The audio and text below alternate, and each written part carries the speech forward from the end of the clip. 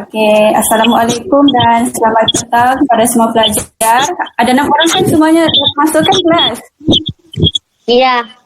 Okey, jadi sekarang ni cikgu mau kamu ambil, sekarang masing-masing pegang 2 handphone kan? Satu handphone untuk tengok skrin, satu lagi handphone untuk kita main kuis nanti. Okey, jadi sekarang cikgu mau kamu ambil handphone yang satu tu, kamu pergi Google, buka Google. Dah, lepas tu kamu type Mentimeter. Macam mana? Ejanya. Okey, boleh? Sudah? Okey. Kamu Google. Lepas tu, kamu type Menti, MENTIMETER.com. Okey, lepas tu tekan enter.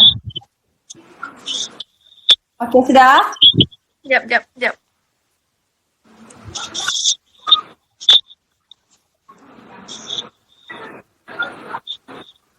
Hello? Ya. Belum cikgu. Tengah. Cikgu ulang. Okey, sekarang cikgu mau kamu pergi Google. Okey, buka Google dekat handphone kamu yang satu tu. Okey, kamu type Mentimeter. MENTIMETER.com. Yang macam cikgu type dekat Google ni. Kamu type. Lepas tu letak CODE, code. Mentimeter.com code. Yang ini. Kamu ada jumpa kah? Jap. Type mentimeter.com. Type yang macam begini. Cikgu type dekat Google ni. Mentimeter. Mentimeter.com.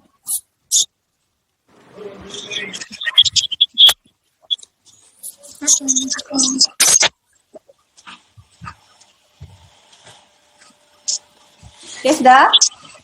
Dah. Okay, jadi kamu join presentation. Tekan tu, join a presentation. Okay. Semua nak jumpa macam ni kah? Please enter the code. Okay. Ya, Enter the cikgu. code. Okay, silakan. Lepas tu, kamu masukkan kod yang di atas ni. Tengok. 4936304. 4936304. Masukkan kod ni. 304.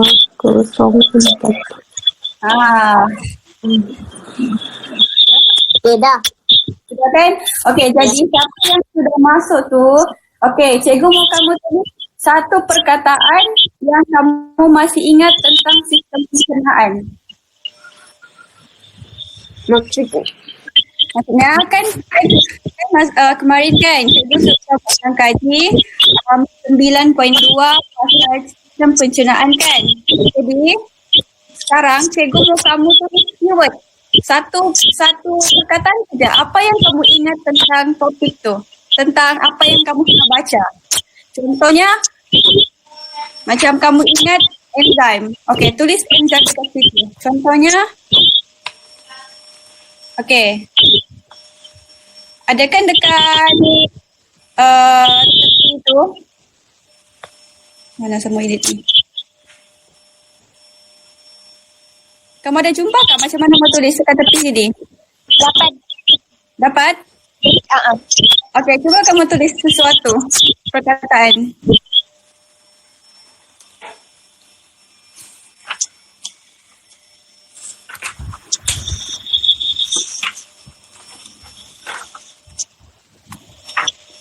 Okey, siapa sudah dapat tulis?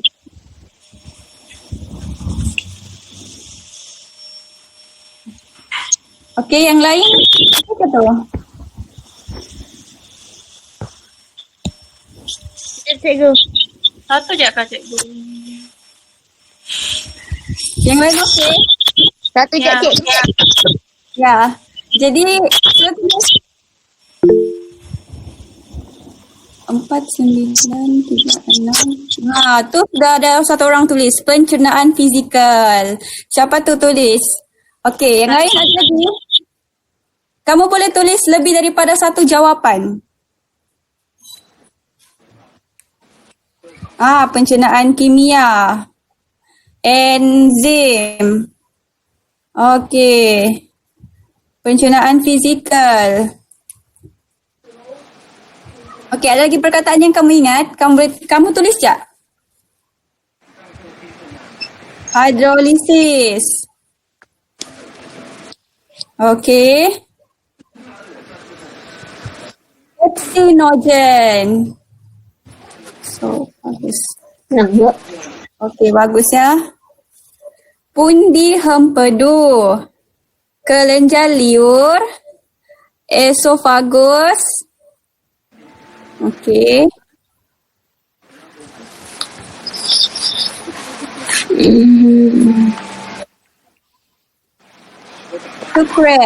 Sucrase.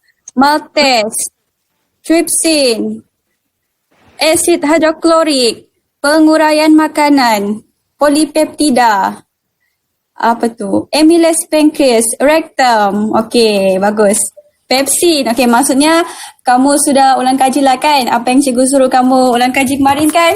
Cikgu suruh kamu baca tentang apa tu? Ya. Pencernaan kan? Ya. Tu. Appendix, penguraian butiran makanan. Okey, baguslah. Banyak jawapan dari kamu. Maksudnya kamu betul-betul sudah ulang kaji lah ni kan? Okey, jadi sekarang kamu boleh keluar daripada Mentimeter tu. Okey, terima kasih semua pelajar yang sudah tulis. Okey, jadi sekarang cikgu muka-muka daripada Mentimeter tu, kita main game pula lepas ni. Baik, cikgu. Okey. Sekarang boleh buka kahoot.com. Kahoot.com. Ya. kahoot.com. Okey. Type. Okay.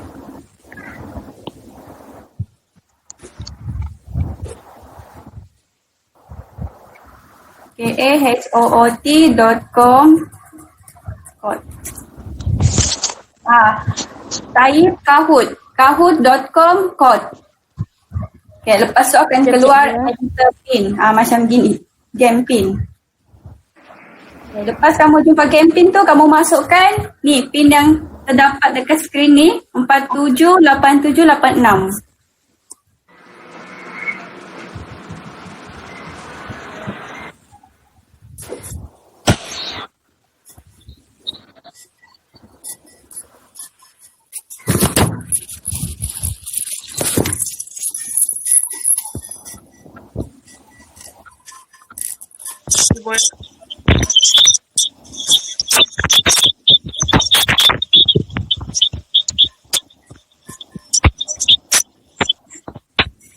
Empat, 7, 8, 7, 8, 4. Cikgu masuk nama kan, cikgu?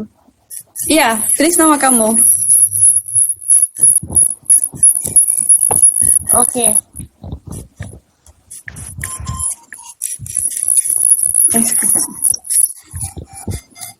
Okay, Aisyah, Alfira, Aisyah, Asliza, Ain Syafika, Nat sudah masuk.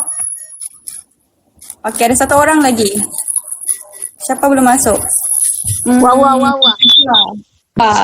Nampaknya semua sudah masuk. Okay, kita ready main count sekarang ya. Okay, 1, 2, 3. Okay, soalan pertama. 3, 2, 1. Okay, pernyataan manakah salah mengenai pencernaan fizikal? Soalannya dekat atas ni ya. Okay. Oh, tekan warna lah cikgu di handphone kami. Ya, tekan mana saja di handphone kamu, soalan tengok skrin. Okey. Salah mengenai pencernaan fizikal. Oh, gitu. Okay, nampaknya ada satu lagi. Cikgu time's up. Belum lagi tengok. Okay. Masa 15 saja. So, jadi jangan jawab ya. Oh.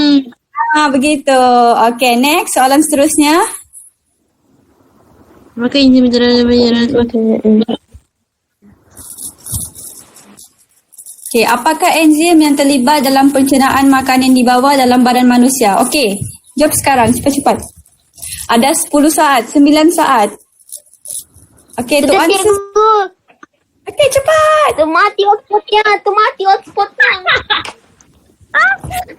Alah, satu orang betul. Okey. Andit. Nat, nombor 2 sudah ya sekarang? Ya. Okey, soalan ketiga. Antara struktur dan hasil pencarian berikut, yang manakah mewakili tindakan enzim lipase? Jadi kamu kena cari satu substrat dengan hasil pencernaan. Tindakan enzim lipase. Okey. Lemak. Asam pencernaan lemak. Okey, satu jawapan saja. Yang lain? Tekan je jawapan. Lambat bercakap. Okey, Alfira terakhir nombor 3 sudah ya? Okey, soalan Siapa keempat. opa, cikgu? Siapa opa? Cikgu pun dah tahu. Di manakah pencernaan protein berlaku dalam badan manusia? Di mana?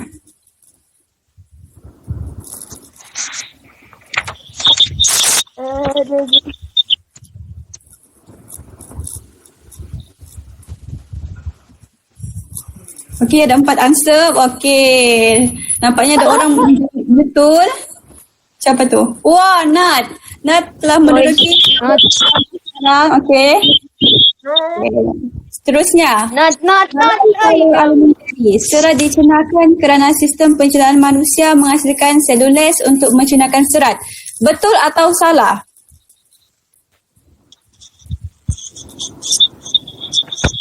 Two answer. Okey, kita perlukan satu orang lagi. Okey, bagus. Semua jawab betul ya. Semua jawab salah. Alamak, nampaknya mungkin kamu keliru ya dengan soalan tu. Okey, tak apa. Soalan seterusnya.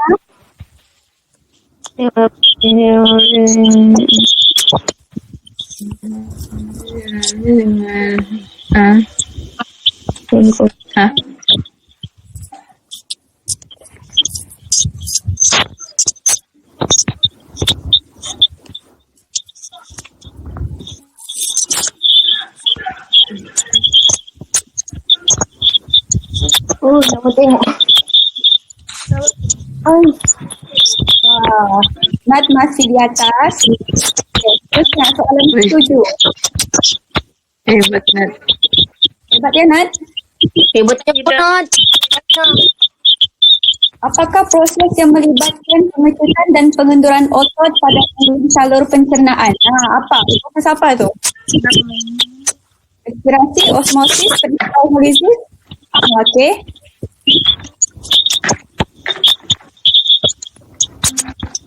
Okey, bagus. Jawapan yang betul. Wow, kita telah mendapati. Wow. Okey, bagus.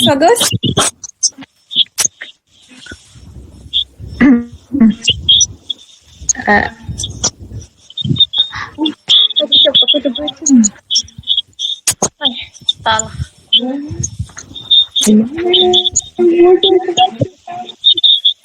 Ya, masuk. Bukan.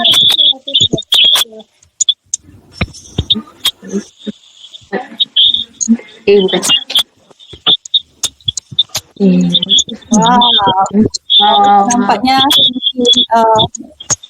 baik, betul ya jawapannya. Enzim yang berfungsi menguraikan protein menjadi peptida dan asid amino yang dihasilkan oleh pankreas adalah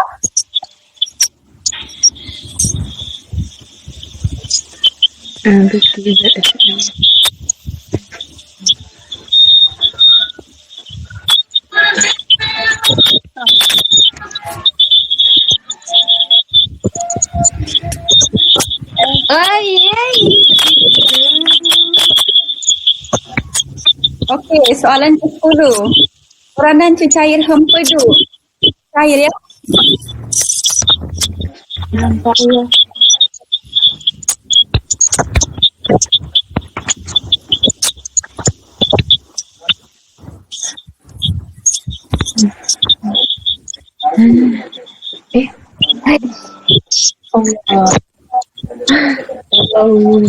Betul. Wah. Asliza sudah mendahului Hawa ya. Okey, terusnya soalan ke-11.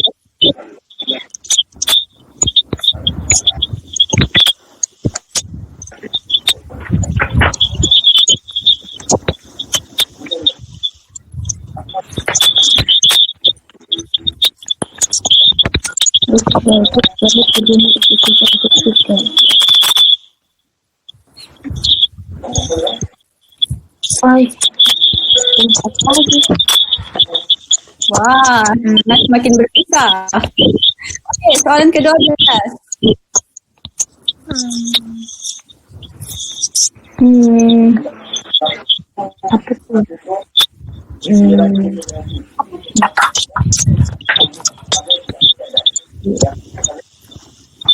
Apa tuh? I don't have idea. Bismillah. Alah. Ay.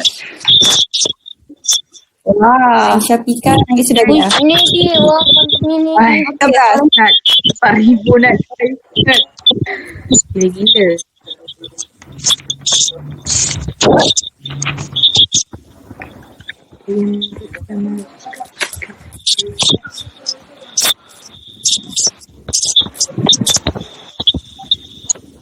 Ya Allah.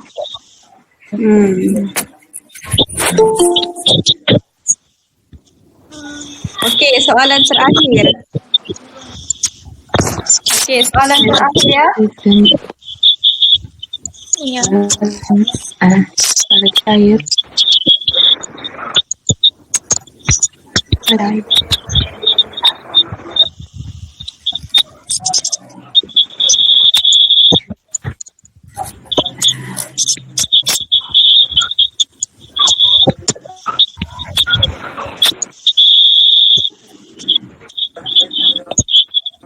Okey. Nampak sudah Wawa, nombor kedua Aziza dan apa kita pada hari ini adalah okey.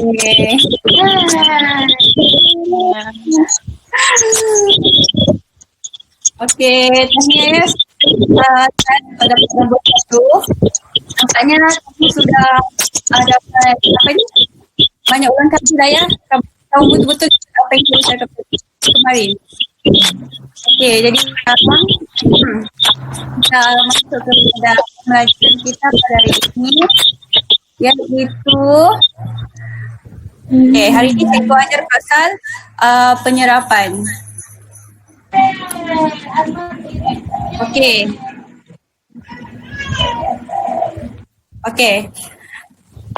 Kamu kan sudah baca tentang macam mana makanan tu dicerna dalam kita punya salur alimentari, daripada mulut, lepas tu daripada mulut makanan tu akan masuk ke dalam perut kan? Ya, cikgu. Dalam perut dia akan tercerna di dalam usus kecil.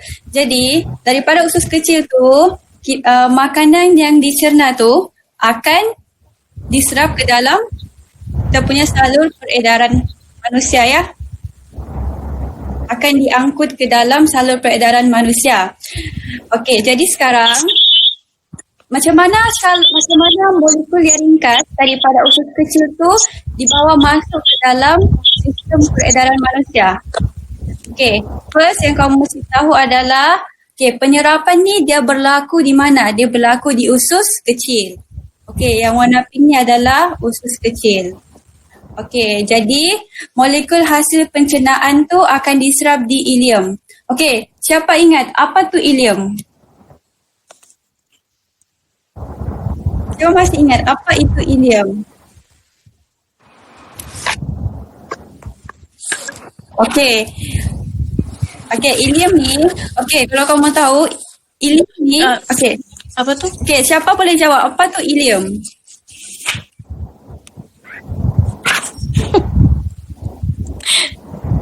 Virus. Bilus. Apa tu? Okeylah. Ilium ni dia, ilium ni dia satu lapisan berlipat-lipat. Ilium ni dia lapisan berlipat di dalam usus kecil kita. Jadi, ilium ni dia dilitupi oleh unjukan halus yang dipanggil vilus oleh kawan kamu tadi. Maksudnya maksudnya ilium ni dia panjang. Dia ni panjang. Kenapa dia panjang? Untuk meluaskan permukaan agar dapat menyerap lebih banyak nutrien. Nutrien yang kita maksudkan sini adalah molekul ringkas hasil pencernaan. Jadi apabila ilium ni dia mempunyai lapisan berlipat-lipat yang dipanggil vilus. Macam ni. Yang ni gambar aja dalam buku teks. Cuba kamu tengok ilium ni dia berlipat-lipat kan. Jadi ilium ni di dalamnya ni ada vilus. Inilah vilus yang warna bulat ni. Satu sel tu itu adalah vilus. Jadi apa pentingnya vilus ni? Siapa dapat jawab? Apa kepentingan vilus ni? Mempercepatkan penyerapan nutrien. Dia adalah tempat di mana berlakunya penyerapan nutrien. Baguslah. Jadi sekarang sebelum kamu kita akan belajar dulu struktur vilus tu dulu. Jadi sekarang tadi cikgu ada sebutkan vilus ni terdapat di mana? Dalam usus kecil. Cikgu ada melukis dulu dia. Kalau tak cantik pun ketawakan cikgu ya. Ini adalah usus. Ini adalah usus besar. Dekat luar ni usus besar. Jadi di sini adalah usus kecil. Alamak, macam lukisan kan. Ini adalah usus kecil. Jadi di mana terletaknya vilus tu? Dekat dalam Usus kecil. Dalam ilium. Dalam panjang-panjang.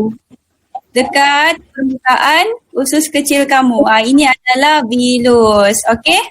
Jadi apa bentuk vilus ni sebenarnya? Apa bentuk Bulat. vilus? Bulat. Dia macam buju, dia bulat-bulat kan. Jadi vilus ni dia satu sel saja. Dia punya bentuk. Maksudnya dia sangat-sangat tipis. Kamu tidak boleh tengok terus daripada mata kasar. Kamu mesti gunakan mikroskop sebab dia sangat-sangat kecil satu sel. Jadi kalau kita zoom inkan vilus satu ketul vilus ni, dia punya rupa jadi macam mana? Dia rupanya jadi macam begini. Tengok tu. Dia panjang kan? Jadi sekarang ini adalah bentuk yang tadi kamu sudah sebutkan tu. Ini adalah tempat di mana berlakunya penyerapan dalam usus kecil kita. Jadi sekarang cikgu ada suruh kamu lukis atau printkan kertas yang cikgu bagi dalam WhatsApp group kan? Ada cikgu. Kan? Jadi pastikan kertas tu ada bersama kamu ya. Sebab kita mahu kenal pasti label apakah yang ada dalam struktur vilus ni. Pertama sekali siapa boleh jawab apakah ciri-ciri vilus ni? Apakah yang ada dalam vilus ni? Siapa dapat jawab? Sel goblet. Lapisan epitelium. Bagus. Sel Lapis goblet. epitelium. Lakil. Jaringan kapilari darah. Lapisan epitelium. Yang ni dekat luar ni adalah lapisan epitelium.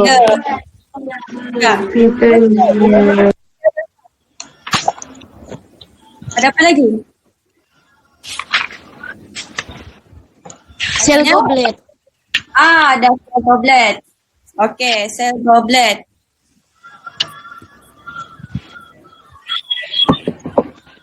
Sel goblet. Terus apa lagi? Jaringan kapilari darah. Jaringan kapilari darah. Okey. Okay, seterusnya ada apa lagi? Laktil. Laktil. Okey, laktil. Siapa boleh kenal pasti mana satu laktil dekat sini?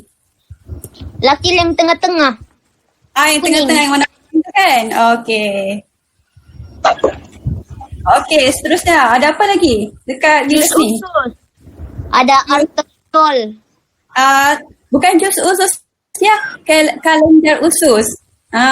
Okey. Jus usus tu dihasilkan oleh kelenjar usus. Okey. Okey, seterusnya ada apa lagi? Satu lagi. Salur limfa. Venul. Venul. Venul tu bukan Salur limfa. venul. Okey, venul tu vena portal hepa tu dia merangkumi jaringan kapilari darah. Yang ni. Itu ya. Cikgu. Okey, siapa lagi mau jawab?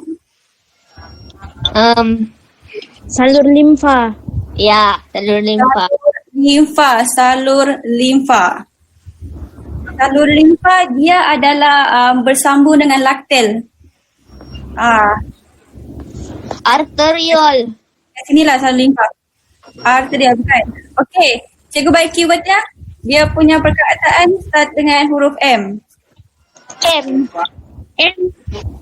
Membran. Microvillus. Betul. Betul. Betul. Okey. Jadi sekarang kita pergi satu-satulah dulu ciri-ciri yang ada dalam vilus ni. Okey, jadi sekarang kita tengok microvillus. Okey, apa tu microvillus? Yang banyak unjuran halus. Unjuran halus di lapisan epitelium. Macam ni dia. Microvillus ni dia macam bulu-bulu lah. Dia macam bulu yang terdapat di permukaan epitelium. Dia panjang-panjang macam gini.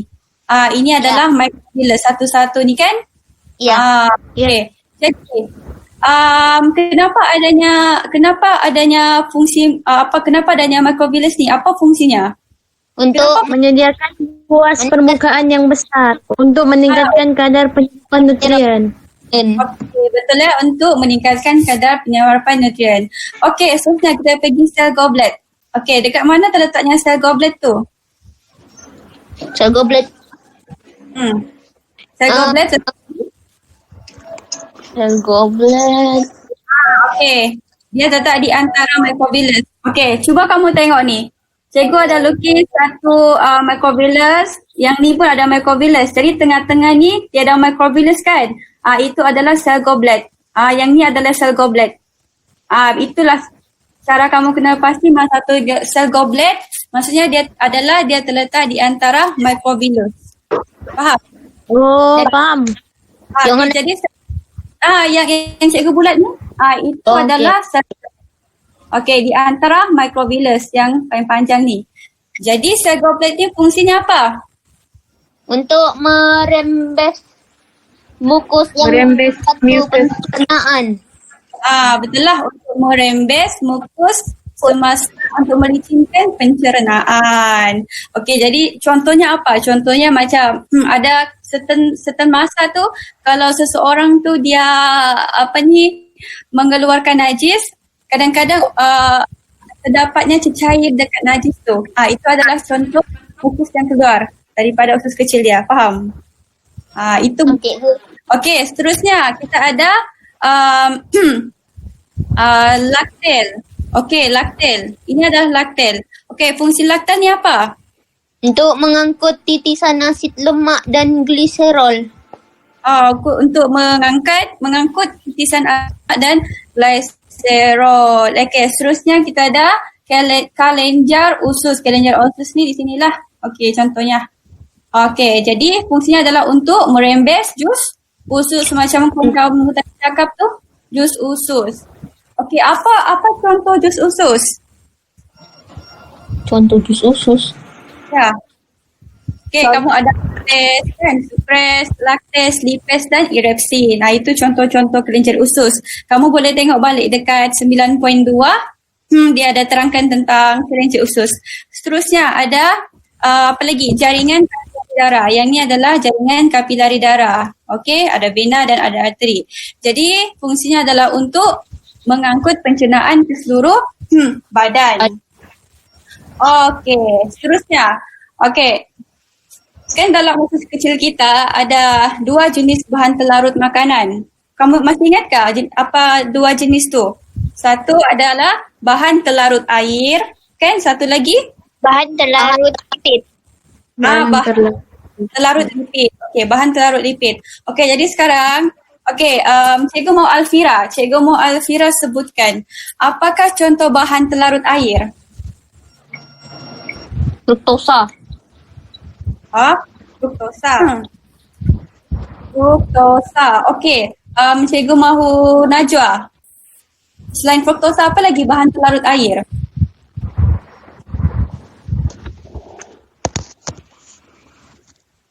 Najwa. Okey. Sukrosa bukannya? Glukosa ya, glukosa. Seterusnya ada apa? Selain glukosa ada galaktosa. Galaktosa. Galaktosa. Selain tu ada lagi asid amino. Asid amino. Selain tu kita ada vitamin B dan C. Ya. Vitamin B dan C dan air.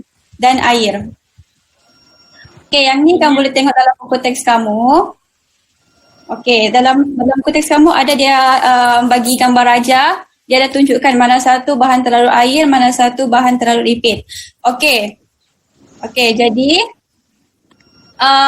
seterusnya, apa lagi bahan yang terdapat dalam usus kecil? Ada bahan telarut lipid. Ya. Lipid. Lipid. Okey, jadi ini adalah siapa boleh terangkan? Siapa boleh bagi tahu yang ni apa? 3 molekul ni. Asid lemak. Asid lemak, fatty acid. Okey, asid lemak. Okey, satu molekulnya apa? Gliserol.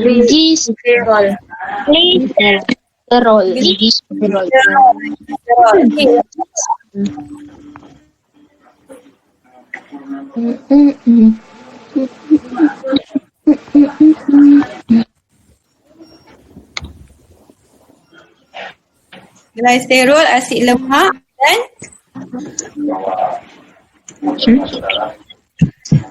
Titisan halus lipid. titisan halus lipid. Okey, maknanya kamu sudah betul-betul ulang kaji lah ya 9.2 tu. Itulah kenapa cikgu suruh kamu baca dulu. So cikgu mau tanya kamu secara rawak. Okey, jadi sekarang ini adalah contoh di kesemua ni adalah contoh-contoh bahan yang terdapat di dalam usus kecil kamu. Di mana ia akan dibawa masuk ke dalam sistem peredaran darah untuk dibawa ke dalam sel kamu. Okey, jadi bahan telarut air. Okey, bahan telarut air contohnya vitamin B, vitamin B dan C air, fruktosa, glukosa, galaktosa dan asid amino ni dibawa masuk ke dalam sistem peredaran darah, iaitu sini. Kapilari darah kamu. Yang ni warna biru ni, ini adalah kapilari darah. Okey, jadi ingatkah masa awal-awal bab cikgu lupa bab berapa, cuma kamu ada belajar pasal phospholipid bilayer ataupun dui lapisan phospholipid. Ingatkah? Dia adalah membran. Dia adalah membran di mana dia menyediakan macam adaptasi. Dia macam ada osmosis, dia ada protein liang untuk membantu pengangkutan nutrien ke dalam masuk ke dalam plasma membran tu. Okey, siapa ingat? Okey, kalau macam vitamin B dan C, dia masuk ke dalam kapilari darah dengan menggunakan apa? Pengangkutan diserap bersama air lah, diserap bersama air. Okey. Jadi apakah proses yang melibatkan penyerapan bersama air tu, pengangkutan bersama air tu? Osmosis. Osmosis, maksudnya vitamin B dan C bersama air akan diangkut masuk ke dalam salur kapilari darah merentasi dui lapisan fosfolipid ni dengan menggunakan proses osmosis. Jadi okey, kalau fruktosa menggunakan resapan berbantu. Resapan berbantu maksudnya dia menggunakan protein liang. Okey. Glukosa pun menggunakan pengangkutan aktif merentasi di lapisan fosfolipid. Okey, kalau galaktosa sama juga menggunakan pengangkutan aktif. Sama juga dengan asid amino, dia menggunakan pengangkutan aktif. Okey, siapa masih ingat pengangkutan aktif ni? Apa yang penting semasa pengangkutan aktif ni? Okey. Dia menggunakan apa? Dia menggunakan ATP kan? Dia menggunakan ATP untuk merentasi di lapisan. Oh iya, ada keluar cakap. Okey. Jadi, seterusnya kita pergi pula tengok contoh okey, macam mana lemak ni, glycerol dan juga titisan halus. Okey, ketiga-tiga bahan ni adalah contoh bahan telarut lipid, ya. Okey, bahan telarut lipid ni macam biasa jugalah. Maksudnya dia berada di dalam usus kecil. Dia berada dalam usus kecil di mana dia ni mesti merentasi dui lapisan fosfolipid juga untuk masuk ke dalam laktel. Okey. Dia akan masuk ke dalam laktel. Jadi sekarang asid lemak, glycerol dan titisan halus lipid ni dia akan masuk secara ringkas sahaja masuk ke dalam laktel. Sebab permukaan laktel ni dia mempunyai adaptasi yang sesuai lah untuk ketiga-tiga bahan ni masuk secara terus. Jadi dia tidak perlu lagi lah gunakan resapan berbantu, osmosis, semua tu ya. Jadi dia terus masuk saja secara ringkas masuk ke dalam laktel. Faham? Faham cikgu. Okay. Jadi sekarang, okey, bahan telarut air. Okey. Kita tengok, jalan balik. Okey, tadi cikgu ada mention pasal bahan telarut air, iaitu vitamin B dan C, air, fruktosa, glukosa, galaktosa dan asid amino ni dia akan masuk ke dalam salur kapilari darah. Dia akan masuk ke dalam salur kapilari darah. Okey, daripada kapilari darah, okey, sekejap ya, cikgu tulis. Bahan telarut air akan masuk ke dalam kapilari darah. Kapilari darah. Okey, seterusnya daripada kapilari darah tu dia akan masuk ke dalam vena porta hepa. Okey, vena porta hepa. Okey, dan seterusnya dia akan masuk ke dalam hati. Okey, faham? Okey, dia akan masuk ke dalam hati untuk diasimilasikan. Okey. Ini adalah perjalanan bahan telarut air sampailah ke hati untuk diasimilasikan. Okey. Macam mana pula dengan bahan telarut lipid? Bahan telarut lipid tu yang asid lemak, glycerol, titisan halus lipid ni dia akan masuk ke dalam mana? Laktil. Laktil. Okey, laktil dia akan masuk ke dalam laktil. Laktil, lepas tu dia akan masuk ke dalam salur limfa dan seterusnya masuk ke dalam ductus thorax dan seterusnya masuk ke dalam vena subclavicle kiri. Vena subclavicle kiri. Okey.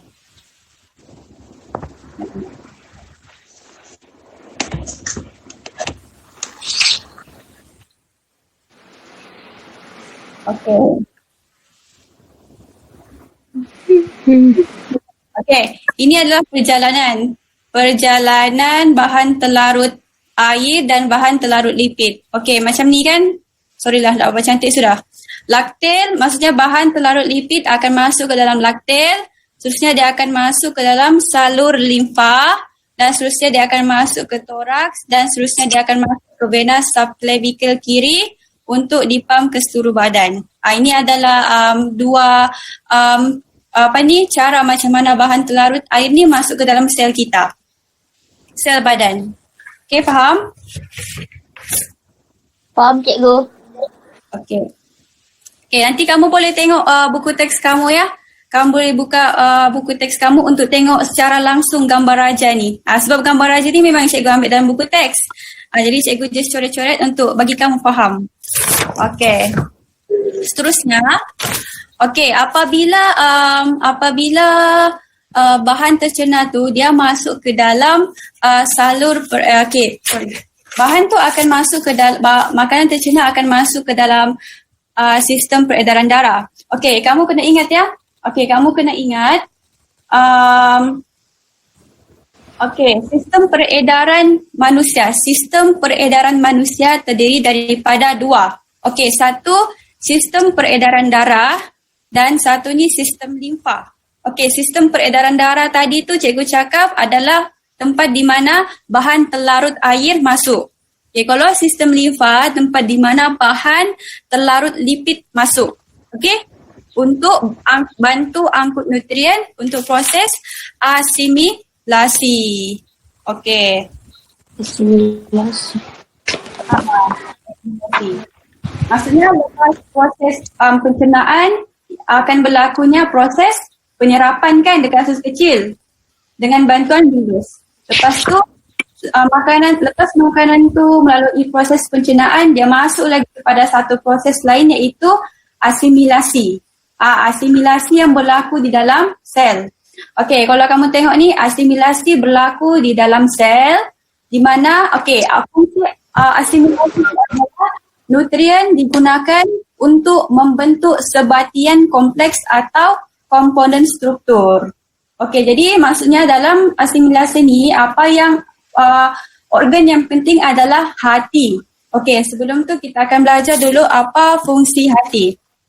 Okey, hati ni adalah pusat kawal atur. Okey, hati ni adalah pusat kawal atur kawal nutrien masuk ke sistem peredaran darah. Okey. Seterusnya, metabolisme makanan tercerna. Contohnya, glukosa tu akan dihantar ke dalam sel untuk menjalankan respirasi sel bagi menghasilkan tenaga. Okey, asid amino akan disintesis menjadi protein, plasma dan enzim. Dan ada lagi satu proses pendiaminan di mana asid amino berlebihan akan menjadi urea. Okey, seterusnya penyahtoksinan. Penyahtoksinan ni kita ada juga dalam hati. Okey, maksudnya sel hati akan singkirkan bahan toksik daripada darah dan ia juga akan menyebabkan bahan toksik ni dia bercampur dengan air kencing. Kenapa dia bercampur dengan air kencing? Sebab darah kita ni akan diserap di dalam buah pinggang dan hasil tapisan itu akan menjadi air kencing. Okey? Di hati juga ada penyimpanan nutrien. Okey, di mana glukosa berlebihan akan ditukarkan kepada glikogen untuk disimpan. Okey, jadi hati ni akan menyimpan glukosa yang berlebihan kepada glikogen. Okey, itu adalah fungsi hati. Okey, jadi sekarang cikgu mau kamu buka buku teks. Okey, cikgu mau kamu buka buku teks yang ada cikgu dah show muka surat berapa tu. Okey, tapi dia ada tunjukkan proses asimilasi. Gambarnya macam ginilah lebih kurang. Terima kasih. Ada cikgu.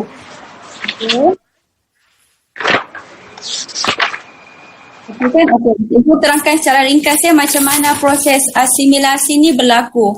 Okey, first kita tengok dulu gambar raja yang ada dalam buku teks kamu. 154. Okey, 154. Okey, kita mula dulu dengan gambar yang dekat bawah ni. Okey, yang ada anak panah ni.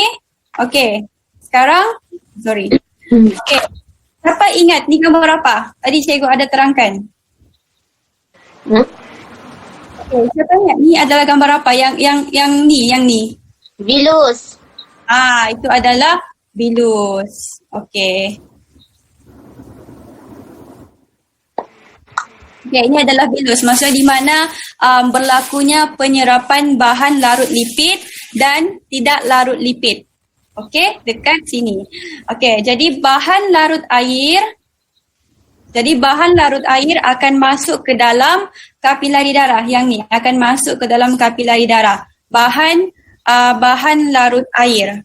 Bahan larut air akan masuk ke dalam kapilari darah. Macam cikgu cakap tadi, glukosa, galaktosa, asid amino, glukosa, itu semuanya bahan larut air yang akan diserap masuk ke dalam kapilari darah. Jadi daripada kapilari darah tu mereka akan berkumpul di vena portal hepa dan masuk ke dalam hati. Ini contohnya lah vena portal hepa, lepas tu dia masuk ke dalam hati. Okey, contohnya kita ada glukosa, asid amino. Okey, sekarang contohnya jadi bahan-bahan yang masuk ke dalam hati ni untuk apa? Contohnya macam glukosa. Cikgu ada ni kan, highlightkan glukosa ni. Okey, kenapa glukosa ni masuk ke dalam hati? Sebab Untuk untuk dihantar ke dalam sel bagi menjalankan asimilasi.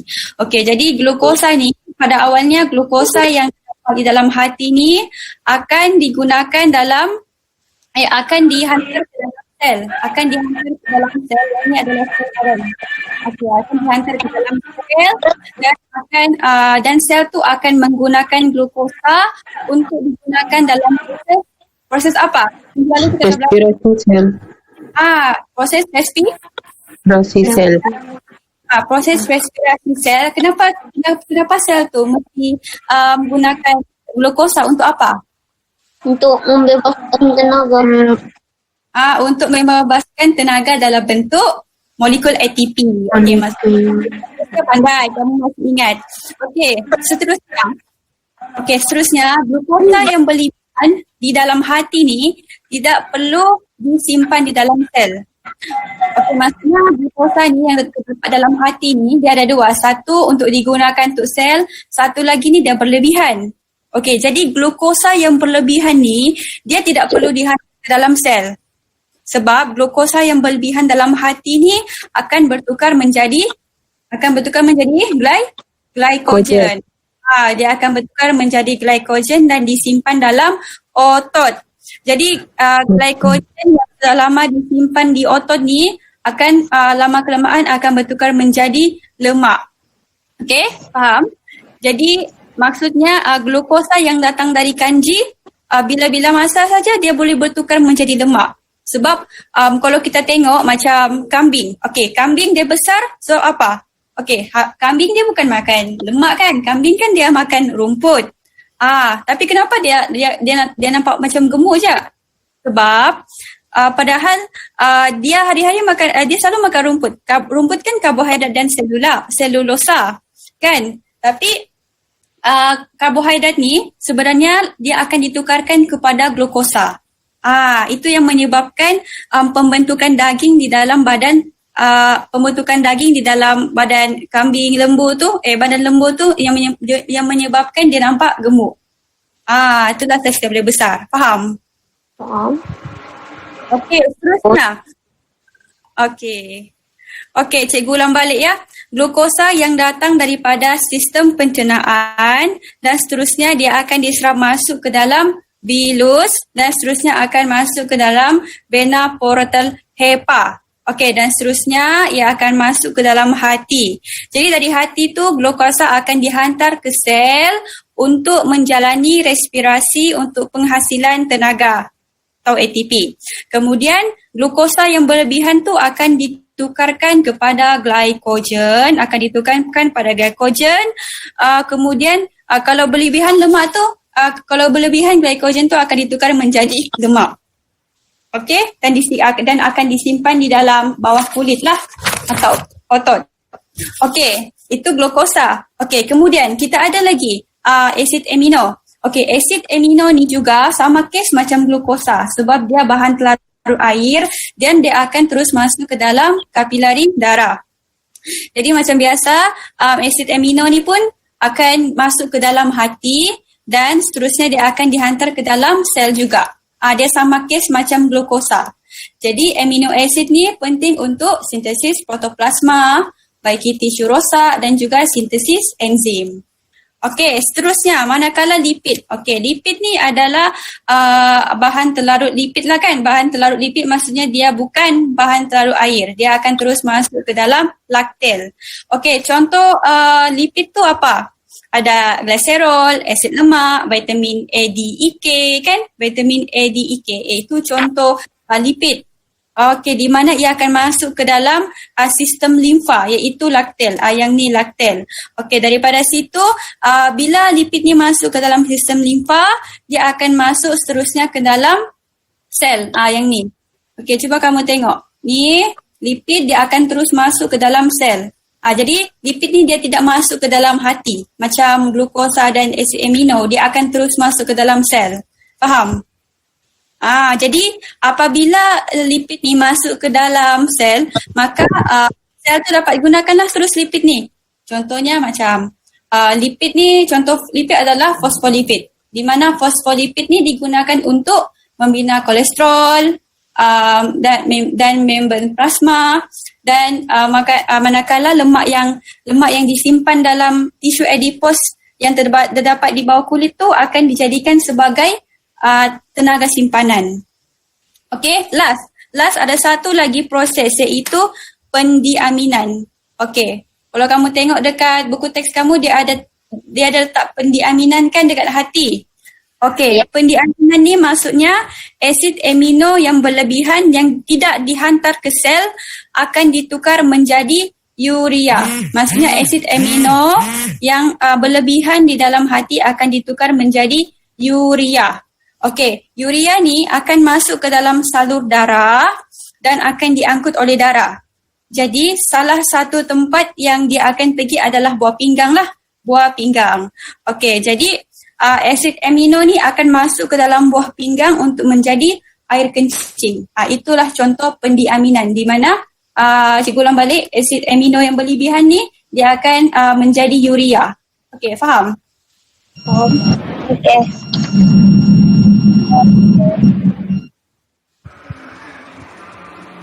Okey, kita ulang balik. Kamu sudah belajar tentang pencernaan, penyerapan dan asimilasi. Okey, pencernaan terdapat terdapat beberapa organ yang terlibat iaitu mulut. Kan di mulut, dekat duodenum, apa lagi? Dekat perut dan dekat usus kecil. Okey, kalau penyerapan. Okey, apakah organ yang penting dalam penyerapan ni? Ileum dan bilus lah kan? Okey. Secara macam lebih spesifik organ yang terlibat dalam penyerapan ni adalah bilus lah. Itu lebih spesifik. Lebih spesifik. Okey, seterusnya daripada penyerapan tu makanan tu akan masuk ke dalam proses asimilasi di dalam sel. Okey, tapi organ yang paling penting dalam asimilasi ni adalah hati. Okey, seterusnya kita akan dalam aktiviti pelajar. Okey. Bayangkan satu hari ada seorang postman datang ke ada seorang postman datang ke rumah kamu. Okey. Jadi postman ni dia beritahulah, Assalamualaikum. Saya ada hantar surat. Lepas tu dan surat tu pun okey, dia ditutuplah macam biasa. Dan kamu pun masuklah ke dalam rumah untuk membuka sampul surat. Dan apabila kamu membuka sampul surat tu, kamu ada terjumpa satu surat daripada sahabat kamu. Okey, mari kita buka dulu sampul surat yang berwarna merah. Okey, kita tengok siapa pemilik sampul surat ni. Okey, jadi sampul surat ni ditujukan khas kepada Hasliza. Okey, Hasliza ada di sini. Cikgu. Okey, kepada Hasliza. Okey, surat ni daripada Nina. Okey, Nina bagi tahu baru-baru ini Adik saya iaitu Ali yang berusia 7 tahun menghadapi masalah cirit-birit dan perut. Okey, pada hari tersebut Ali menangis kerana dia mengatakan badannya tidak berasa selesa. Okay, hal ini disedari oleh saya selepas dia minum susu soya yang diberikan oleh jiran saya. Bolehkah kamu jelaskan kepada saya mengapa hal ini boleh terjadi kepada adik saya? Sekian, terima kasih. Okey, maksudnya Nina bagi tahu dengan Hasizah, dia tanya kenapa adiknya ni asyik cirit-birit dan kemung perut saja. Okey, selepas minum susu soya yang diberikan oleh jiran. Fahamkah soalan ni, Hasizah? Faham, cikgu. Hasizah, kamu kena terangkanlah dengan Nina. Kamu kena balas balik surat ni dengan Nina untuk terangkan mengapa hal ni terjadi dengan dia. Faham? Okey, jadi sekarang cikgu mahu kamu balas surat ni bersama kawan kamu. Okey, cikgu mahu kawan kamu yang bernama Aisyah lah, Aisyah. Okey, jadi cikgu mahu kawan kamu yang bernama Aisyah untuk bersama-sama dengan Hafizah untuk cari penerangan tentang soal ini. Boleh? Boleh. Okey, Aisyah dan Hafizah akan jawab daripada kita. Okey, seterusnya kita buka pula sampul surat yang berwarna okey, sampul pula pink. Siapakah? Surat yang berwarna pink ini dimiliki oleh Najwa Izzati. Okey, Najwa Izzati. Okey, hai Najwa, baru-baru ini berat badan saya sudah naik daripada 50 kilo kepada 60 kilogram.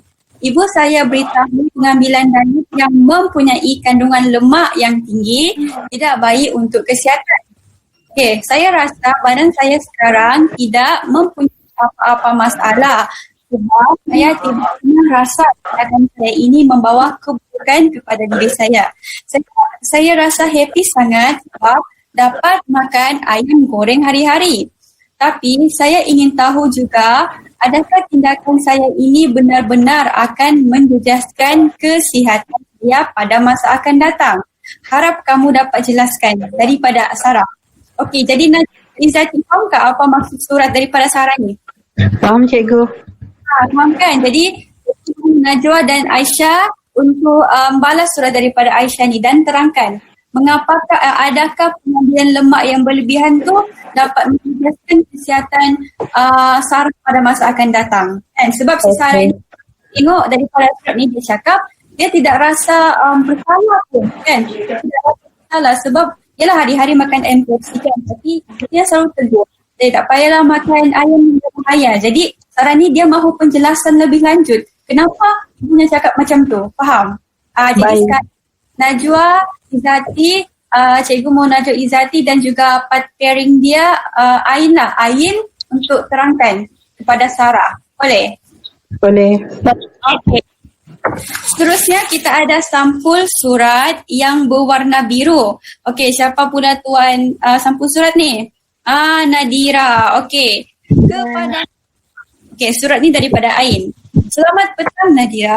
Mak saya menghidapi penyakit darah tinggi dan setiap hari akan makan ubat dalam bentuk kapsul yang diberikan oleh doktor.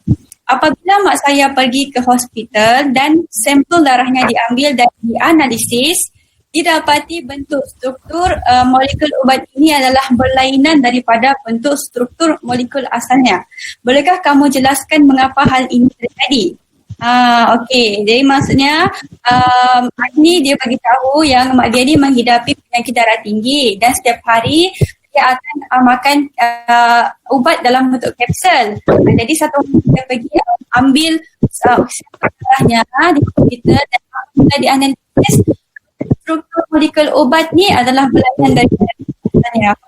Jadi Aini mahu penjelasan daripada Nadira apakah situasi ini boleh terjadi. Jadi cikgu mahu dan pentingnya Alfira untuk sama cari jawapan kepada soalan ini. Hello? Okey, boleh Nadira?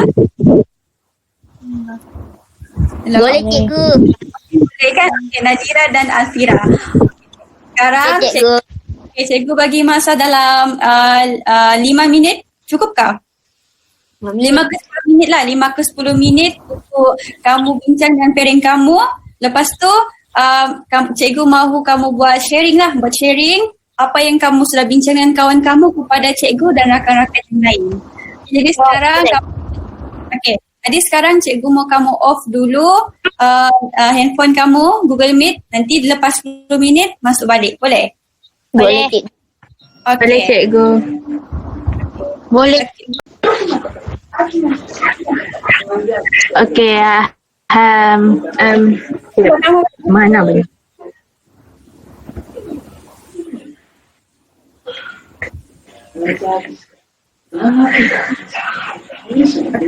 Teruskan. Okey, hal ini terjadi kerana sesetengah jus usus berkemungkinan kekurangan enzim laktas yang boleh mencernakan gula susu iaitu laktosa dalam usus kecilnya. Bakteria yang terdapat di dalam usus besar akan mencernakan laktosa ini untuk menghasilkan asid lemak dan metana yang menyebabkan masalah cirit-pirit dan kembung perut berlaku dan menyebabkan dia sakit perut. Okay.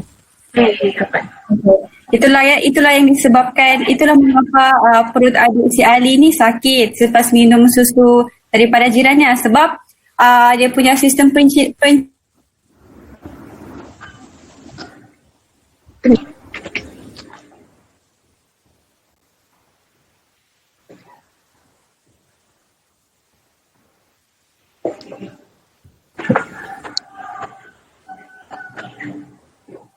Lose connection.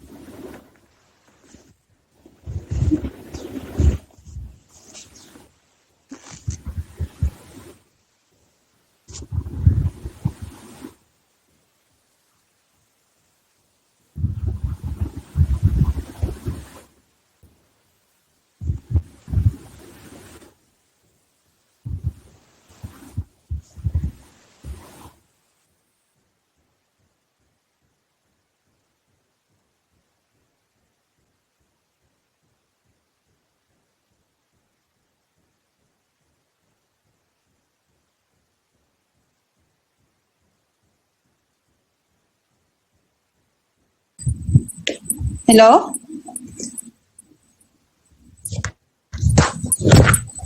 Ya cikgu. Okey, dengar kata cikgu cakap pasal intoleransi laktosa tu. Tidak cikgu. Tidakkah? Oh, okay. Sorry lah, cikgu punya line tak berapa okey. Okey, jadi betul lah apa si Hasliza cakap tadi tu. Okey, sebab si Ali ni sakit perut dan muntah-muntah disebabkan dalam sistem pencernaan Ali ni tidak mempunyai enzim apa tadi tu? Enzim laktas. Enzim laktas. Sebab enzim laktas ni fungsinya untuk mencernakan gula susu kan. Jadi apabila si Ali ni minum gula susu yang diberikan oleh jirannya, jadi at the same time tiada enzim laktas dalam sistem pencernaan si Ali ni, maka gula susu tu tidak dapat dicernakan dengan baik. Maka apa yang berlaku? Bakteria yang terdapat dalam perut, bakteria yang mungkin terdapat dalam perut si Ali ni pula yang akan mencernakan gula susu tu kepada apa? Kepada metana dan metana dan juga asid lemak. Lemak lah. Jadi disebabkan tindakan bakteria tu yang menyebabkan perut Ali ni menjadi sakit dan juga dia cirit-birit. Okey, seterusnya masalah yang kedua adalah Najwa Izzati. Yang di mana di mana Sarah ni dia mempunyai masalah, dia suka makan mengambil makanan yang mengandungi lemak yang tinggi. Jadi hasil daripada perbincangan ini, Cikgu mahu Najwa dan Aisyah. Cikgu mahu Najwa lah atau Aisyah.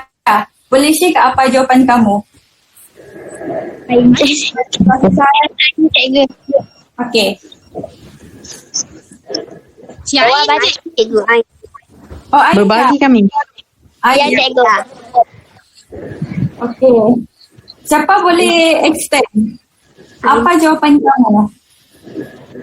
Ataupun apa hasil perbincangan kamu tentang situasi si Sarah tadi? Ya, cikgu. Kain baca.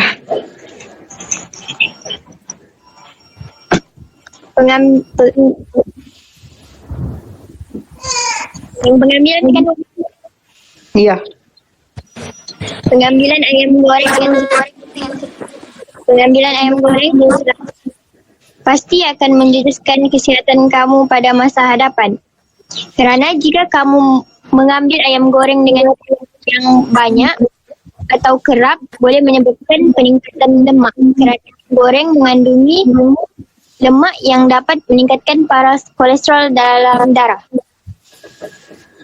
Kolesterol yang tinggi merupakan penyebab penyakit kardiovaskular, terutamanya lemak tepu yang kaya dengan kolesterol. Gizi yang kaya lemak menyebabkan kolesterol berlebihan melekat pada dinding arteri disebabkan dari pemendapan kolesterol lumen arteri menjadi sempit. Akhirnya, kamu boleh menghidapi penyakit kardiovaskular seperti tekanan darah tinggi. Lebih teruk lagi, jika terkena serangan penyakit jantung dan strok. Ada lagi? Itu je, cikgu. Itu je cikgu. Okey. Ya, betul lah apa yang Najwa dan Ain cakap ni. Okey, Sarah ni kan dia suka makan ayam goreng. Kan ayam goreng tu kan mempunyai kolesterol yang tinggi. Dan ini menyebabkan seandainya kolesterol yang diambil tu lemak yang diambil tu secara berlebihan, ia akan boleh menyebabkan salur arteri tu dia akan sempit dan menyebabkan darah tu boleh terblok untuk sampai ke dalam hati, ke dalam jantung. Jadi bila salur darah tu dia boleh jadi sempit disebabkan oleh pembentukan kolesterol dekat salur darah tu, dia boleh menyebabkan jantung tu tidak dapat mempam darah dengan baik ke seluruh badan. Jadi kalau habit si Sarah ni sentiasa berterusan, dia tidak ubah cara pemakanan, dia boleh menyebabkan penyakit serangan jantung lah, dan boleh menyebabkan dia mati. Okey, soalan seterusnya adalah daripada Nadira. Okey, dia tentang tentang molekul ubat yang berlainan selepas dianalisis. Okey. Soalan tu cikgu bagi kepada Nadira dan Alfirah kan? Okey. Jadi apa yang telah kamu bincangkan tadi?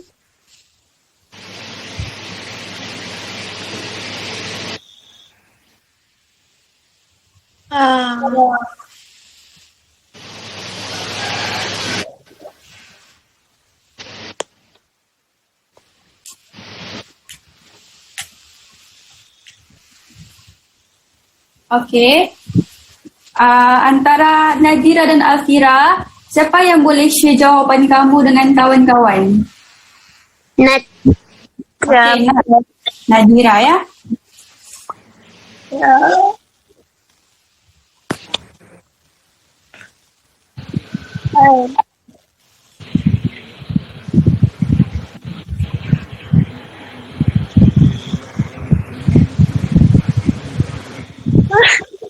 Baca.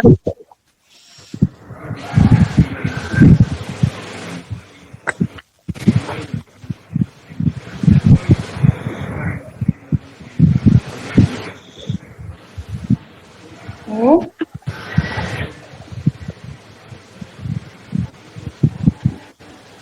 Okay, Nadira dan Alfira, mana suka kamu ni? Tidak kuat lain lah, cikgu. Bila saya cikgu cakap. Okey, bolehlah. Okey.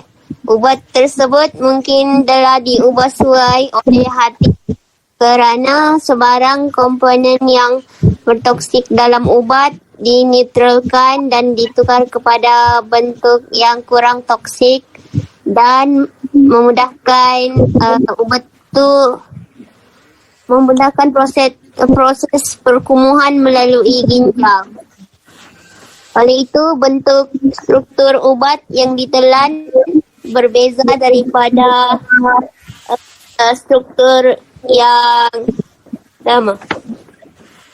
Okey, terima kasih Nadira Alfira. Okey, betul apa yang kamu cakap. Mak dia ni dia suka makan ubat kan dalam bentuk kapsul. Jadi, kenapa bentuk molekul tu berubah disebabkan oleh komponen toksik yang komponen toksik dalam ubat tu telah dimetabolismakan dan ditukar kepada bentuk yang kurang toksik. Itulah sebab kenapa bentuk molekul kapsul tu dia berubah. Sebab hati dia sudah ubah suai molekul kapsul ubat tu menjadi kepada yang kurang toksik. Okey? Okey. Jadi seterusnya kita akan pergi ke soalan kuis. Okey, cikgu akan share screen. Okey. Jadi sekarang, dalam kuis ni ada beberapa soalan yang akan cikgu bagi. Jadi sekarang, kalau macam kalau cikgu sebut nama kamu secara random atau rawak, apa yang kamu buat adalah kamu mesti baca soalan dan bagi jawapan yang betul. Bolehkah? Contoh, kalau cikgu suruh Ain soalan nombor 1. Okey, jadi Ain kena baca soalan dan bagi jawapan yang betul. Boleh? Jadi soalan ni dia ada soalan objektif dan juga penerangan atau subjektif. Okey? Boleh? Okey. Kamu dengarkah dengarkah cikgu punya suara ni? Dengar cikgu. Okey, jadi kita pergi soalan pertama ya. Okey, soalan pertama ni cikgu mahu Nadira jawab. Okey.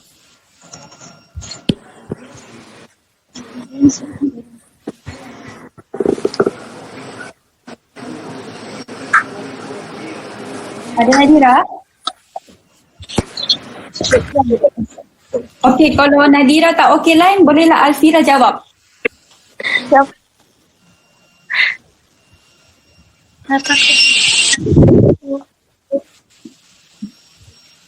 Alfira dah?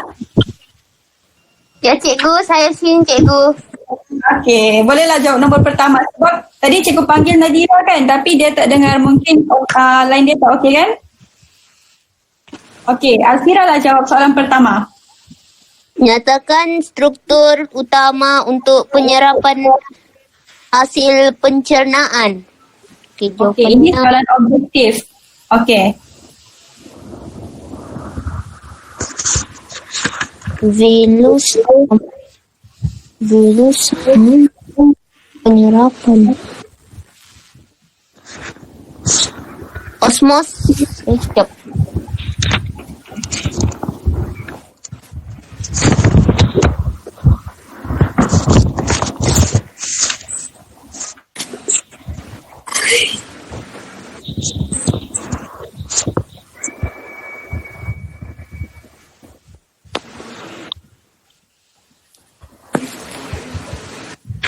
Okey, apa jawapan dia? Tadi cikgu baru je ada explain tu. Cikgu ada lukis. Virus penyerapan bahkan cikgu.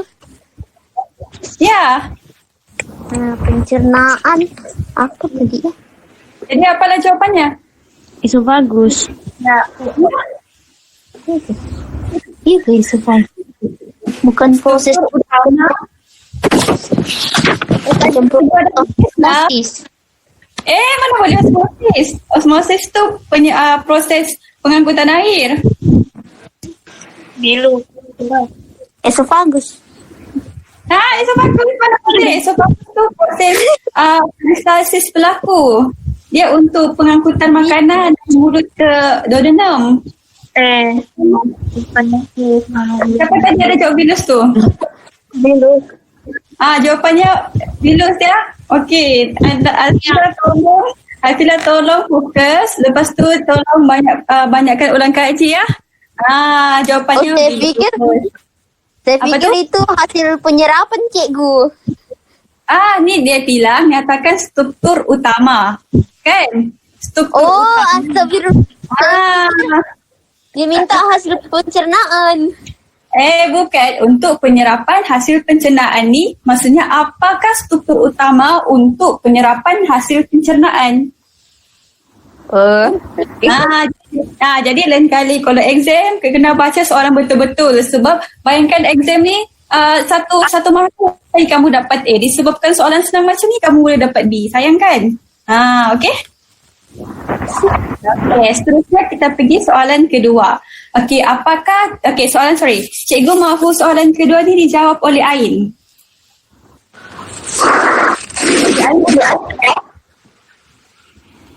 Ya, cikgu. Okey, Ain. Okey. Apakah ciri-ciri virus yang memudahkan penyerapan? Okey, dia ada dua jawapannya. Okey. Apa jawapan kamu, Ain?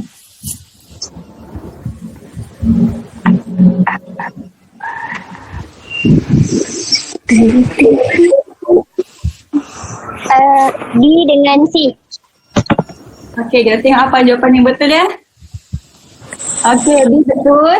Okey, bagus. C pun betul. Okey, jawapannya adalah B dan C. Okey, sekarang kita tengok dulu jawapan yang salah ni. Menghasilkan amylase, pankreas, trypsin dan lipase. Itu fungsi untuk apa tu? Fungsi organ apa? Duodenum. Duodenum. Salah. Okey, ini adalah fungsi untuk pankreas. Pankreas kan? Di mana proses pencernaan untuk karbohidrat, apa lagi protein dan lipid berlaku dekat duodenum. Okey, menghasilkan hempedu ni fungsi apa ni? Menghasilkan hempedu ni? Hati. Okey, bagus, fungsi hati untuk pencernaan lemak kan? Okey, seterusnya soalan ketiga Cikgu mahu Aisyah jawab.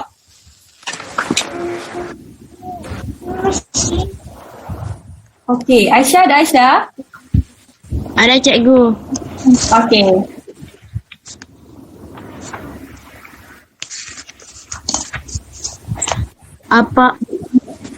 Apakah nutrien yang terdapat pada PQ? Jawab cikgu ya. P itu apa tu P?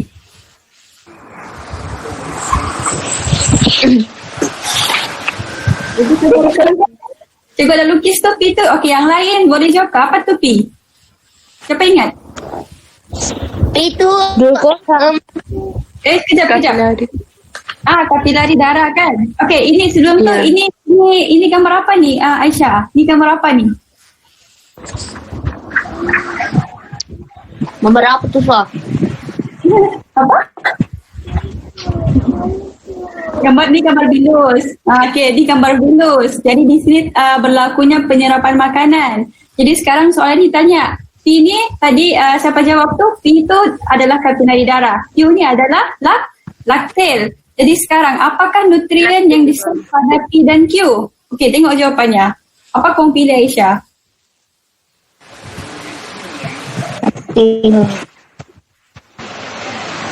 Bukan cikgu.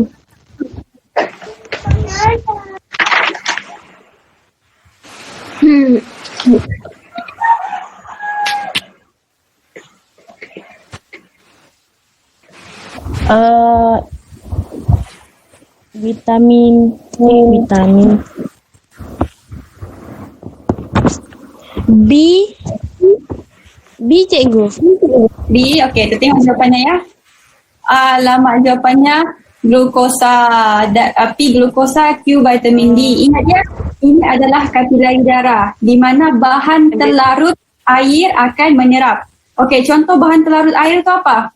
Glukosa, galaktosa, glukosa, vitamin B, C dan air. Ini akan semua bahan terlarut air ni akan diserap ke kapilari darah yang warna merah ni. Jadi yang Q ni laktel. Laktel ni akan menyerap bahan terlarut lipid. Contohnya apa? Vitamin A, D, E, K. Vitamin A, vitamin D, vitamin E, vitamin K. Lepas tu dengan asid lemak dan kolesterol. Boleh? Okey, seterusnya soalan keempat. Hafliza lah jawab.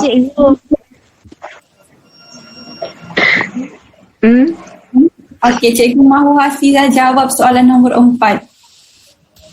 Hafliza kan Nadira ya? Tadi cikgu ada tanya Nadira kan? Nadira adakah sudah? Ada cikgu. Okey, Nadira lah.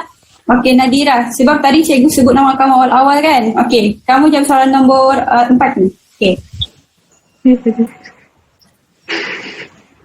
Seorang pelajar gemar makan buah-buahan dan kesan pemakanan terlalu banyak terhadap pencernaan tinggi.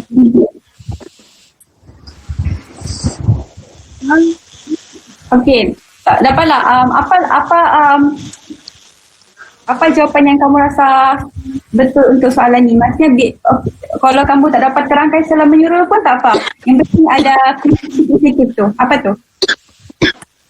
Bolehkah pencernaan kanji berlaku di X? X ni apa ni? Duodenum kan?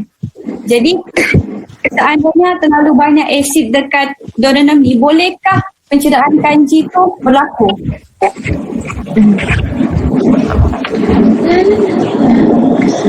Duodenum. Keadaan asid sesuai untuk pencernaan protein, tapi keadaan berasid ni tidak berapa sesuai untuk pencernaan kanji. Jadi apa kesannya kepada pencernaan kanji di X? Faham saya cikgu? Okay, boleh jawab? Tidak. Okey, tidak. Okey, tak payah tengok jawapannya. Okey. Asid di dalam darah oren merendahkan nilai pH duodenum. Hal ini akan memperlahankan pencernaan kanji. Faham? Sebab pencernaan kanji tidak sesuai apabila keadaan di situ berasid. Jadi kalau duodenum ni banyak asid, dia masih ada asid tapi pencernaan kanji masih berlaku. Tapi perlahanlah sebab terlalu banyak asid yang tidak sesuai dengan pencernaan kanji. Okey? Seterusnya soalan nombor 5. Cikgu mahu Hasliza lah jawab. Hasliza. Okey. Dapat? Usus kecil. Ya. Ini terangkan penyesuaian usus kecil bagi menambahkan luas permukaan untuk penyerapan nutrien. Okey, kalau kamu ingat tadi awal slide cikgu ada terangkan sedikit tentang ileum ni, tentang usus kecil. Apa yang menyebabkan ia ada peluas permukaan yang maksimum? Satu je berlapis-lapis. Bagus. Lapisan usus kecil berlapis-lapis untuk meningkatkan luas permukaan. Okey. Lepas tu usus kecil, betul lah. Usus kecil dia panjang.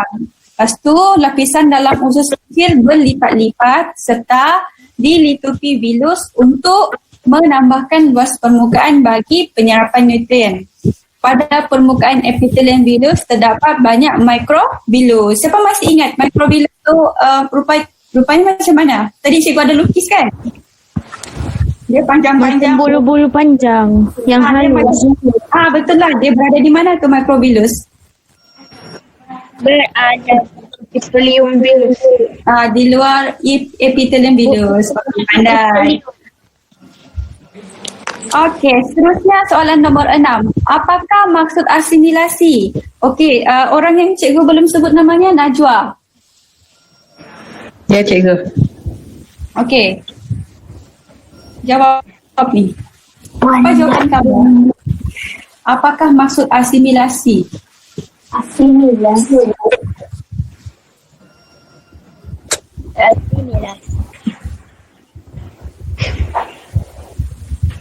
Jom cikgu baca dulu ya. Okey.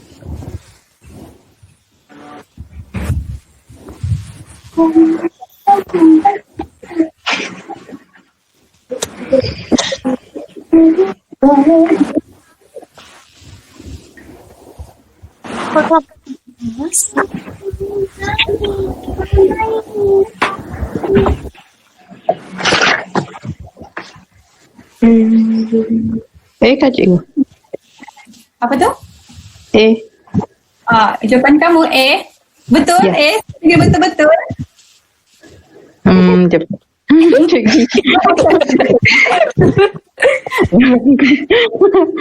No.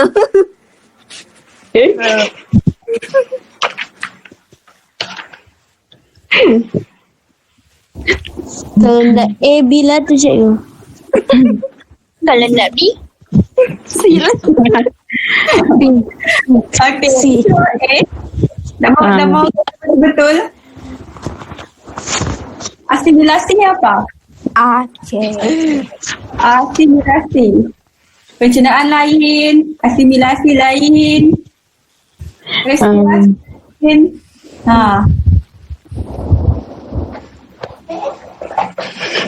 Okey, jawapan kamu apa?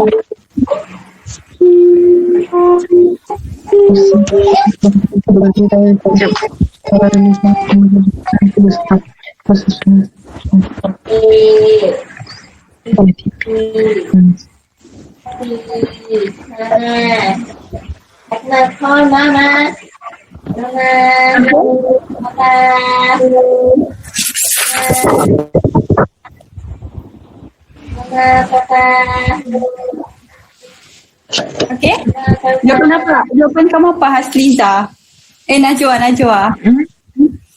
Okey, dah apa? Yang mana yang kamu rasa? Apa? A. Tengok jawapan yang betul apa ya? Okey, yang lain nanti kamu bantu si Najwa ni. Cikgu. Okey, jawapan yang betul adalah C. Okey, tengok satu-satu ya. Jawapan yang A tu penguraian butiran makanan besar dan kompleks dalam salur darah alimentari kepada molekul-molekul kecil untuk diserap ke dalam sel badan. Ingat, penguraian. Penguraian tu keyword untuk proses pencernaan. Okey. Kalau B, proses pembebasan tenaga yang tersimpan dalam molekul makanan substrat untuk menghasilkan ATP dalam sel. Ingat, kalau kamu jumpa sudah untuk menghasilkan ATP, dia adalah proses Respirasi sel. Itu jawapan yang salah ya untuk asimilasi. Jadi jawapan yang tepat adalah C. Penggunaan nutrien yang diserap untuk mensintesis sebahagian kompleks. Okey? Boleh Najwa? Boleh cikgu. Okey, soalan yang terakhir, second last. Terangkan fungsi hati dalam proses asimilasi makanan tercerna. Siapa boleh bagi tahu apa fungsi hati dalam proses asimilasi? Tadi cikgu ada terangkan kan? Siapa boleh jawab? Memainkan peran dalam untuk saya lah cikgu. Okey, siapa ni ya? Alfira. Alfira. Okey, apa jawapannya Alfira? ATP memainkan peranan yang penting dalam nutrien dan pengawalan jumlah nutrien lepaskan ke dalam aliran darah. Betul tak cikgu? Apa cikgu nak Bapak dengar? Nak dengar sekarang. Hati memainkan peranan yang penting dalam asimilasi nutrien dan pengawalan jumlah nutrien yang dibebaskan ke dalam aliran darah. Okey. Betul lah tu. Alhamdulillah. Sedap. Apa mengawal? Penyimpanan jumlah itu penyimpanan. Okey, jawapan kamu daripada buku teks kan? Buku rujukan cikgu. Buku rujukan. Sebab cikgu tidak berapa dengar jawapan, tapi kalau jawapan kamu daripada buku rujukan dan buku teks tu lah, betul lah tu. Okay, sorry ya cikgu tak berapa dengar sebab mungkin cikgu punya line tak berapa okay. Okay. Ini adalah fungsi hati. Fungsi hati iaitu metabolisme karbohidrat, metabolisme protein, penyimpanan nutrien dan penyahtoksinan. Okey, yang ni tadi cikgu sudah terangkan kan awal-awal tadi. Okey. Terusnya adalah antara organ berikut yang manakah menukarkan glukosa kepada glycogen. Okey, mana jawapan yang betul? Siapa boleh jawab? Volunteer. Hati. Ginjal. Glukosa, Ginjal? Teh. Okey, satu jawapan. Apa? Hati cikgu. Hati. Kejap cikgu. Hati. Hati. Saya cakap cikgu terangkan kan hati adalah tempat di mana glukosa ditukarkan kepada glycogen. Kenapa glukosa ditukarkan kepada glycogen? Kenapa? Sebab apa? Tukar kepada molekul. sebab Untuk kerana dia berlebih. Menghasilkan tenaga. Betul lah. Sebab glukosa tu dia berlebihan dekat hati. Siapa jawab tadi tu? Dia berlebihan dekat hati. Atira betul lah, berlebihan dekat hati. Jadi glukosa akan ditukar kepada glycogen dan apabila kandungan glycogen tu dia berlebihan, dia akan ditukarkan kepada lemak. Lepas tu tadi cikgu dengar lagi ada orang cakap untuk menukarkan glukosa kepada tenaga. Okey. Itulah hati memang fungsinya untuk menghantar glukosa kepada sel untuk ditukarkan kepada tenaga. Itu untuk penghantaran glukosa pada sel. Jawapan kamu betul lah kalau kamu jawab tenaga, tapi masalahnya sekarang, soalannya tanya pasal glukosa ditukarkan kepada glycogen. Jadi jawapannya hati. Okey, tapi betul lah juga fungsi hati ni untuk menukarkan glukosa. Satu dihantar pada sel untuk respirasi, satu juga dihantar kepada satu juga ditukarkan kepada glycogen untuk ditukarkan kepada lemak. Okey? Ada soalan? Tiada cikgu. Okey. Jadi sekarang cikgu mau tanya kamu. Cikgu mau tanya satu-satu lah. Apa yang kamu faham tentang topik kita pada hari ini? Siapa boleh ringkaskan secara kesimpulan? Apa yang kamu sudah dapati daripada pembelajaran kita hari ini? Siapa boleh bagi kesimpulan? Sedikit pun tak apa, sedikit saja. 1-2 ayat pun boleh, cukuplah. Yang penting apa yang kamu dapat pada hari ini.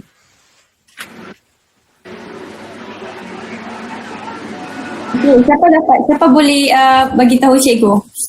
Apa yang kamu sudah belajar pada hari ini? Sebagai rumusan lah. Okay.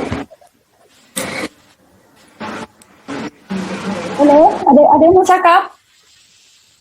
Dapat salah pun tak, cikgu rasa tiada yang jawab salah ni. Tiada yang akan cakap salah sebab semua pandai-pandai dekat sini ni. Cakap sikit pun tak apa. Cikgu nak marah juga kalau kamu cakap sikit. Okey? Boleh bagi tahu cikgu kah? Ain.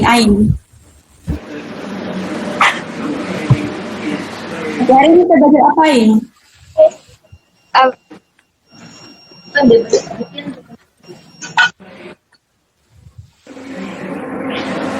Okay, boleh Ain. Ada yang lain mau ganti Ain? Aisyah.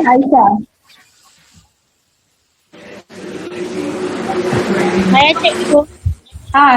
Siapa tu? Alfira? Aisyah? Okey Aisyah. Apa rumusan kamu tentang pembelajaran kita pada hari ini? Apa yang kamu sudah faham? Apa yang kamu dapat?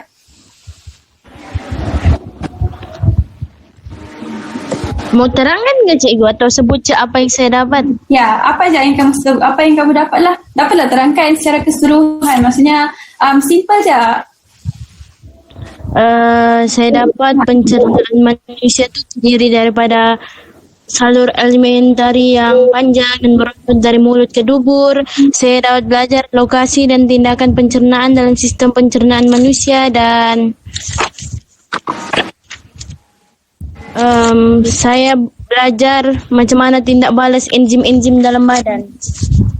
Okay, baguslah. Okay, selain pencernaan makanan, tindakan enzim-enzim dalam sistem pencernaan, apa lagi yang kita belajar? Adakah cikgu lukis tadi itu untuk apa tu? Yang virus, cikgu. Itu adalah bilus. Jadi apa yang kamu boleh faham tentang penyerapan makanan di bilus? Mana yang cakap? Okay. Macam mana yang cakap? Bilus, okey. Dapatlah. Okey, hari ini kamu belajar tentang proses apa? Paling penting proses penyerapan, kan? Penyerapan nutrien di mana selepas pencernaan makanan daripada mulut, apa lagi, duodenum, perut dan juga ileum. Okey, selepas makanan tu dicernakan seperti karbohidrat, protein, lemak. Jadi makanan ini akan diserap ke dalam bilus, kan? Di dalam bilus proses penyerapan untuk dihantar ke sistem peredaran darah manusia. Selepas tu apa yang berlaku? Selepas apa berlaku? Simulasi. Proses penyerapan di bilus ni berlaku, proses asimilasi pula akan berlaku di mana molekul ringkas tadi itu yang lepas diserap tu dia akan melalui proses asimilasi dan akan ditukarkan kepada molekul ringkas, kepada molekul kompleks untuk digunakan dan disimpan dalam badan kita. Okey? Faham? Jadi proses asimilasi ni organ yang paling penting adalah